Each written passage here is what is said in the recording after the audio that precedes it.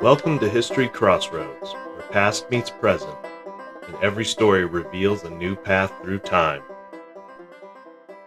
Picture this: a misty July morning in 1804. Two men stand back to back on a narrow ledge above the Hudson River. 10 paces. They turn. Shots ring out, and American history changes forever. The man who walked away that morning was Aaron Burr, Revolutionary War hero, brilliant legal mind, the third Vice President of the United States, and soon to be branded a traitor to the country he helped create. I'm Adam, your host, and welcome to History Crossroads, where we explore the moments that shaped our world. Today, we're diving into one of the most misunderstood lives in American history. You know, most of us remember Burr as simply the villain who shot Hamilton. But what if I told you there was so much more to this complex man? A child prodigy, orphaned before he could walk. A soldier who marched through frozen wilderness to fight for independence. A politician who championed women's rights when such ideas were radical. And yes, a man whose ambition ultimately consumed him.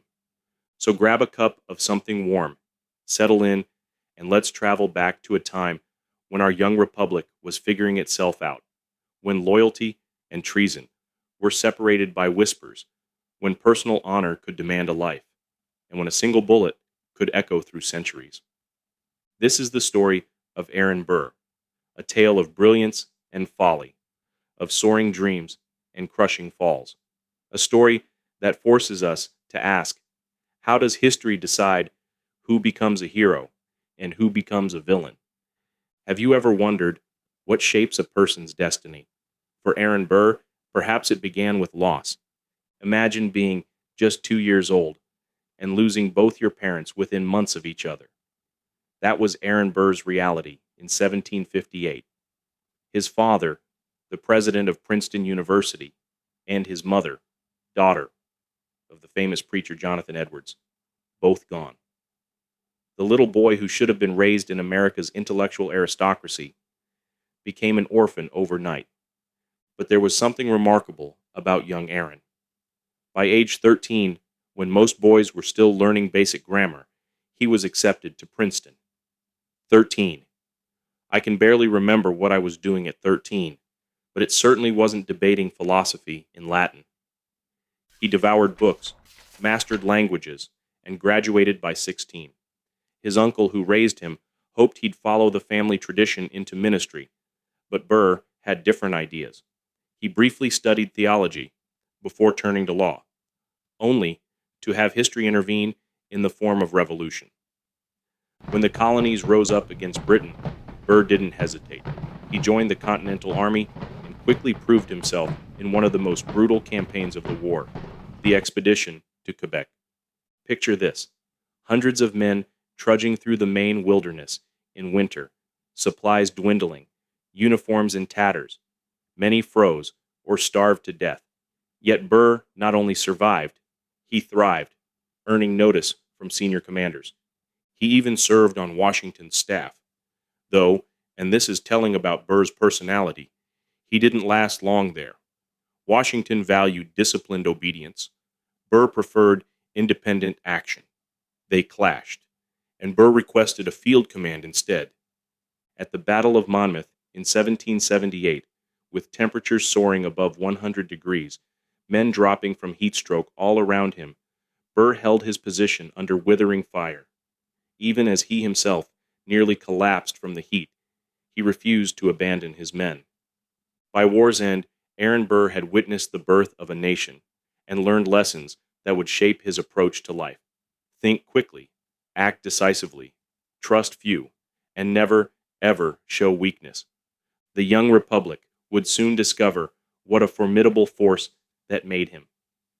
Post-war New York City was a place of dizzying opportunity, and nobody seized it quite like Aaron Burr. After passing the bar in 1782, he quickly established a reputation as a lawyer you did not want to face in court. There's a story, possibly embellished, but I love it, about Burr defending a poor client against a wealthy merchant. The opposing lawyer droned on for hours about complex financial details. When Burr rose to speak, he simply said, "Gentlemen of the jury, you have heard a long and intricate statement from the opposing counsel. I trust your good sense will not let you be confused by the wealthy into forgetting what is just." He won the case in minutes. But Burr's real genius wasn't just in the courtroom, it was in understanding people. While other politicians courted the wealthy and well-connected, Burr built relationships with immigrants, laborers, and the working poor. He created the first modern political machine in New York, complete with voter lists, precinct captains, and coordinated messaging. In 1791, he unseated Philip Schuyler, Alexander Hamilton's father-in-law, for a Senate seat. Can you imagine dinner at the Hamilton household that night? This wasn't just politics, it was personal. And it planted the seeds of a rivalry that would end in tragedy. What made Burr so different from other founding fathers was his pragmatism. Jefferson and Hamilton had grand ideological visions. Washington had his stoic dignity. Adams had his principles. But Burr had flexibility. He worked with anyone who could advance his goals. This made him extraordinarily effective and deeply mistrusted. In private letters, other founders called him dangerous and unprincipled. But was he really, or was he simply playing politics without the luxury of family, wealth, and connections that many others enjoyed? The presidential election of 1800 brought all these tensions to a head. Burr ran as Jefferson's vice presidential candidate, but due to quirks in the Electoral College system, they tied with 73 votes each.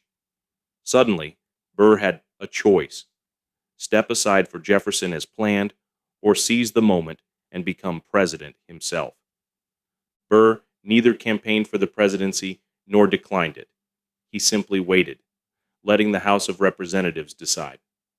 This ambiguity enraged Jefferson's supporters, particularly Hamilton, who lobbied furiously against Burr. After 36 ballots, Jefferson prevailed. Burr became vice president, but the damage was done. Jefferson never trusted him again. And Hamilton? Well, Hamilton made sure everyone in power knew exactly what he thought of Aaron Burr. For the next 4 years, Burr served as vice president. Isolated, sidelined, but watching, always watching, and planning his next move. By 1804, Aaron Burr was a man running out of options. Jefferson had dropped him from the ticket for the upcoming election. His bid for New York governor had failed miserably, thanks in part to Hamilton's relentless behind-the-scenes campaign against him. Imagine dedicating your life to public service, only to find doors slamming in your face everywhere you turn. Imagine knowing exactly who was whispering poison in people's ears about you. For years, Hamilton had been writing letters to influential figures calling Burr dangerous, unprincipled, a voluptuary, and even despicable. We live in an age of political mudslinging, but the venom between these men was personal. Hamilton truly believed Burr would destroy the Republic if given power. Burr believed Hamilton had systematically demolished his reputation out of jealousy and spite. The breaking point came after Burr's gubernatorial defeat. At a dinner party, Hamilton reportedly made remarks questioning Burr's character, remarks that found their way into a newspaper. For Burr, it was the final straw. "Sir, I send you a copy of a letter and of the determination which resulted from it. Your friend, A. Burr." That's the entirety of the note Burr sent Hamilton, enclosing a demand for an apology or explanation. What followed was a tense exchange of letters, Hamilton parsing words, Burr demanding satisfaction, neither man willing to back down. Let's pause for a moment to understand what this meant in 1804. Dueling was illegal in both New York and New Jersey, yet among gentlemen, matters of honor sometimes required stepping outside the law. Reputation wasn't just vanity, it was currency. For men in public life, being labeled a coward could end a career as surely as any scandal. Dawn, July 11th, 1804. Weehawken, New Jersey. Can you picture it? A narrow shelf of rock above the Hudson River, hidden from view of Manhattan. The same spot where Hamilton's own son had died in a duel 3 years earlier. Each man arrived separately by boat with their seconds, trusted friends who would oversee the ritual. Dr. Hozak, Hamilton's physician, waited nearby, hoping his services wouldn't be needed. The pistols were loaded, beautiful, ornate weapons with dark histories of their own. Hamilton and Burr took their positions, backs to each other. 1, 2, 3, 4, 5, 6, 7, 8, 9, 10 paces. They turned. 2 shots. According to Hamilton's second, Hamilton fired first, deliberately aiming above Burr's head. Burr's shot struck Hamilton in the abdomen, shattering ribs and tearing through his liver before lodging near his spine. Hamilton was conscious as they carried him back across the river. "This is a mortal wound," he told them. For 31 hours, he lingered in excruciating pain at a friend's house in Manhattan. His wife Eliza and their children gathered around him. At 2 p.m. on July 12th, Alexander Hamilton died. And Aaron Burr? He would spend the rest of his life defined by those few seconds at Weehawken. The sitting Vice President of the United States had killed one of the Founding Fathers in an illegal duel. There was no precedent, no playbook for what happened next. He fled south, eventually returning to Washington to complete his term. Can you imagine walking into the Senate chamber, all eyes on you, whispers following your every move? The man who had once been a heartbeat away from the presidency was now a pariah. With his political future in ashes, Burr began looking westward, to the vast, untamed territories, where perhaps a man could reinvent himself, or perhaps, as his enemies feared, create something entirely new. The American frontier in 1805 was a place of boundless possibility and dangerous uncertainty. With the Louisiana Purchase, Thomas Jefferson had doubled the size of the nation overnight, but these weren't settled lands with established governments. They were wild spaces where ambitious men might carve out their own destinies. For Aaron Burr, humiliated and shut out of Eastern politics, the West beckoned like a siren song. What exactly was Burr planning as he journeyed through Ohio, Kentucky, and Tennessee? Even now, historians debate the details. Was he plotting to seize Spanish territories in Mexico and establish himself as emperor? Was he planning to separate Western states from the Union and create a new nation with himself at the helm? Or was he simply looking to establish a large settlement on lands he had purchased along the Ouachita River? Here's what we know. Burr met with countless frontier leaders. He purchased 400,000 acres in present-day Louisiana. He corresponded in code with General James Wilkinson, the senior military commander in the West. And he gathered men and supplies near Blennerhassett Island in the Ohio River. In one letter to Wilkinson, Burr wrote, "The gods invite us to glory and fortune. Are you ready? Are your associates ready? Wealth and glory, Louisiana and Mexico." Provocative words from a former vice president, wouldn't you say? What Burr didn't know was that Wilkinson was playing a dangerous double game. The general was secretly on Spain's payroll as Agent 13, sending them information about American plans and movements. When Wilkinson sensed which way the wind was blowing, he betrayed Burr spectacularly. Wilkinson sent an edited version of Burr's letter to President Jefferson, making the plan sound far more treasonous than it might have been. He then mobilized troops in New Orleans, claiming he was preventing an imminent invasion.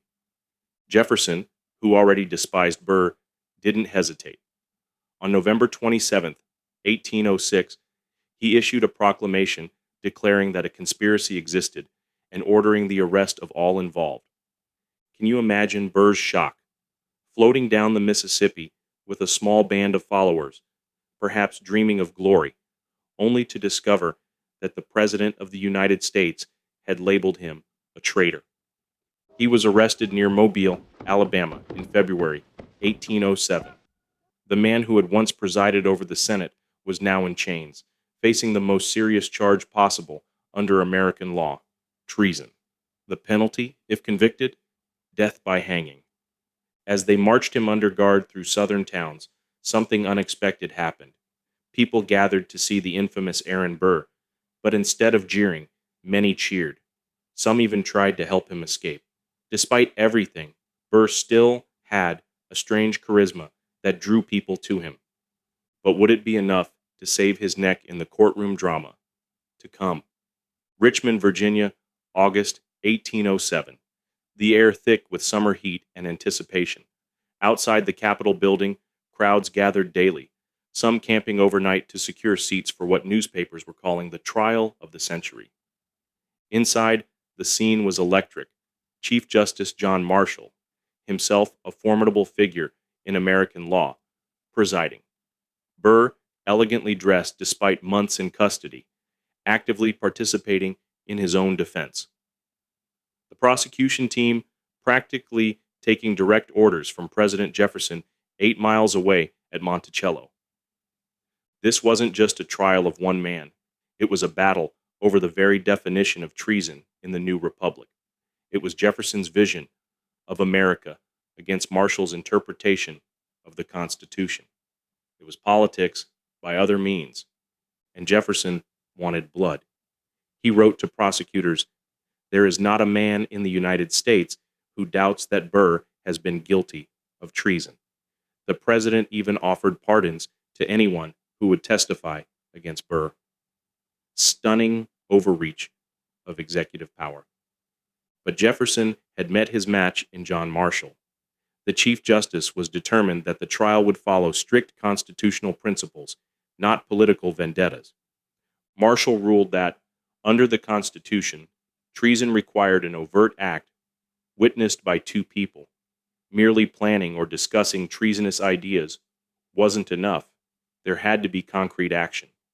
This single ruling fundamentally shaped how American law would define treason for centuries to come. The government's star witness was General Wilkinson, the very man who had betrayed Burr. But on the stand, Wilkinson unraveled spectacularly. His testimony contradicted letters. He admitted to altering evidence. Under Burr's surgical cross-examination, he sweated, stammered, and ultimately imploded. One observer wrote, "Wilkinson has done for himself what neither Burr nor the devil himself could have done." After weeks of testimony, dozens of witnesses, and arguments that tested the boundaries of the new nation's legal framework, the case went to the jury. Their deliberation was shockingly brief. "We of the jury say that Aaron Burr is not proved to be guilty under this indictment by any evidence submitted to us. We therefore find him not guilty." Burr was free, but to what kind of life? His political career was finished. His reputation, despite legal vindication, remained in tatters. He had avoided the gallows, but the court of public opinion had already passed its judgment. Yet the trial had accomplished something profound. It had established that in America, treason would be narrowly defined. It had reinforced that even in cases touching national security, proper legal procedures must be followed, and it had demonstrated that no one, not even a president, was above the law. As Burr walked out of the Richmond courthouse, a free man, he faced an uncertain future in a country that no longer had a place for him. Where does a man go when he's lost everything except his freedom? For Aaron Burr, the answer lay across the Atlantic. Imagine boarding a ship bound for Europe, watching American shores recede, knowing you might never be welcomed home again. That was Aaron Burr's reality in 1808 as he sailed into self-imposed exile. The once powerful vice president now wandered through European capitals, London, Paris, Amsterdam, Stockholm, sometimes under assumed names, always trying to reinvent himself. He proposed wild schemes to anyone who would listen: expeditions to Mexico, colonization projects, revolutionary ventures in South America. There's something both tragic and fascinating about Burr during these years. His letters reveal a man still burning with ambition, but increasingly desperate. At one point, he was so poor, he pawned his watch and lived in a garret, surviving on potatoes and milk. In Paris, when Napoleon's government denied him a passport to leave France, he wrote, "I am treated as a bear, to be shown for money."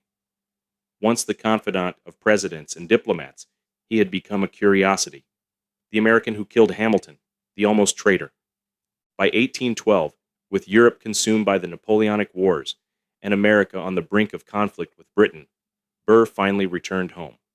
He slipped into New York Harbor under the name Edwards, a 56-year-old man with graying hair and diminished prospects. But there was one light in his darkness, his beloved daughter, Theodosia.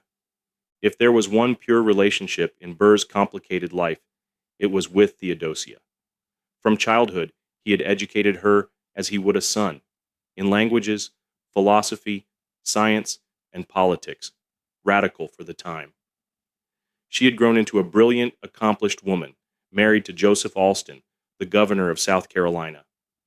Throughout his exile, her letters had sustained him. "You appear to me," she wrote, "so superior, so elevated above other men, that I contemplate you with such a strange mixture of humility, admiration, reverence, love, and pride."